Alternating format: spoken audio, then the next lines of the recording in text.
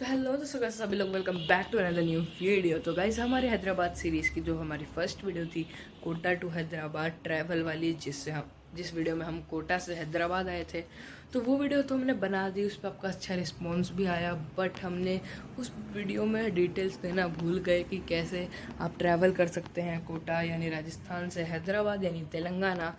तो देखिए कि आज की वीडियो में हम उसकी डिटेल्स आपको बताएंगे और फिर बने रहिए इस वीडियो में। और फिर जब हम वापस यहाँ से अपने घर जाएंगे उसके बाद भी या फिर उसी वीडियो में मैं आपको डिटेल्स बता दूंगा कि कैसे आप वापस तेलंगाना से राजस्थान आ सकते हैं। तो ठीक है गाइस, बने रहिए आज की वीडियो में। चलिए आज की वीडियो को स्टार्ट करते हैं। चलिए आज की वीडियो को स्टार्ट करते हैं। तो सबसे पहले हमने कोटा से जयपुर के लिए अपनी ट्रेन पकड़ी यानी दयोदया एक्सप्रेस, जिसका नंबर है 12181। तो उस ट्रेन को हमने पकड़ा, दयोदया एक्सप्रेस को, जिससे हम कोटा से लेके जयपुर तक आए। ये जो अपनी दयोदया एक्सप्रेस है, ये ट्रेन चलती है जबलपुर से लेके अजमेर तक और 2 दिन का सफ़र चलता है। इसका मतलब फर्स्ट डे चलती है 10 बजे, रात के 10 बजे के कुछ मिनट पर, और फिर अगले दिन ये पहुंच जाती है अजमेर। तो ये तो रहा इसका रूट, पर मेरे एक्सपीरियंस के हिसाब से आपको इस ट्रेन में कभी ट्रैवल नहीं करना चाहिए, क्योंकि गाइस ये जो ट्रेन है ये बहुत बार रुकती है और मतलब बहुत लेट पहुंचाती है।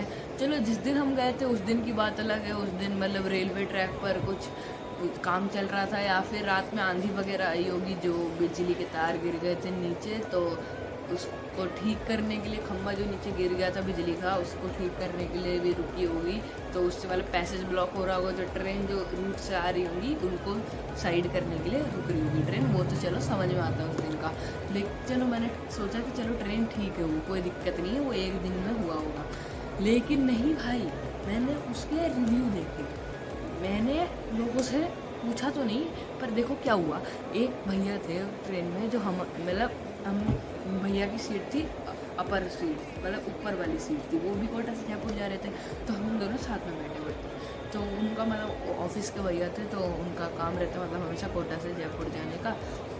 हफ्ते में 1-2 दिन जाते रहते हैं वो। तो उन्होंने बताया वो इस ट्रेन से ट्रैवल करते हैं, और उनका एक्सपीरियंस ये है कि भाई हर बार ही ऐसे ही होता है इस ट्रेन से।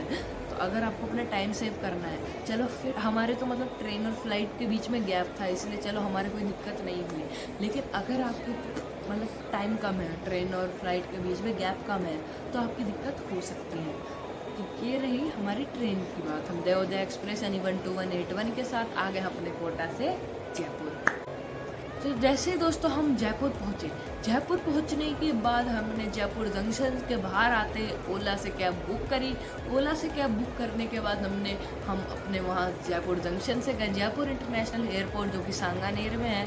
तो वहाँ से हम सांगानेर एयरपोर्ट चले गए जयपुर जंक्शन से। उसके बाद आगे हमने क्या करा, देखिए जयपुर इंटरनेशनल एयरपोर्ट पे हम वेट करा हमने कम से कम 3 घंटे पहले हम पहुंच गए थे।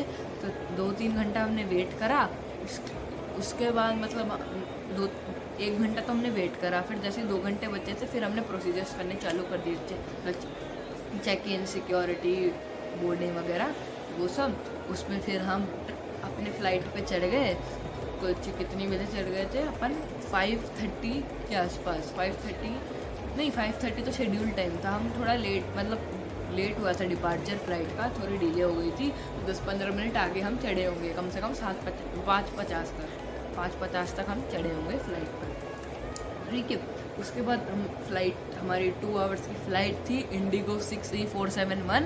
तो बढ़िया फ़्लाइट थी। तो हम अपनी फ़्लाइट पे चढ़ गए इंडिगो 63471, जो हमको ले जाने वाली थी जयपुर के सांगानेर। जयपुर के इंटरनेशनल एयरपोर्ट से हम जाने वाले थे राजीव गांधी इंटरनेशनल एयरपोर्ट हैदराबाद के।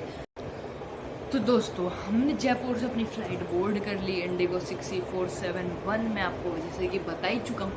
फिर हम अपनी फ़्लाइट पे चढ़े थे 5:50 को, क्योंकि फ़्लाइट थोड़ी लेट थी। और उसके बाद हम 7:30 तक राजीव गांधी इंटरनेशनल एयरपोर्ट हैदराबाद पहुँच गए। तो राजीव गांधी इंटरनेशनल एयरपोर्ट हैदराबाद पहुँचने के बाद हमने वहाँ से अपना बैगेज क्लेम करा। वहाँ पे अब एक दिक्कत ये हुई कि वो एक ही बेल्ट पे 3-4 फ्लाइट्स के बैग एक साथ आ रहे थे, तो बहुत टाइम लग रहा था उसमें। तो फिर उसके बाद कम से कम 1.5 आवर हमको वहाँ पे रख गया होगा। वहाँ से हमने बैगेज क्लेम करा, फिर वहाँ से हम एयरपोर्ट से बाहर निकल के हम आ गए अपने रिलेटिव्स के घर पे।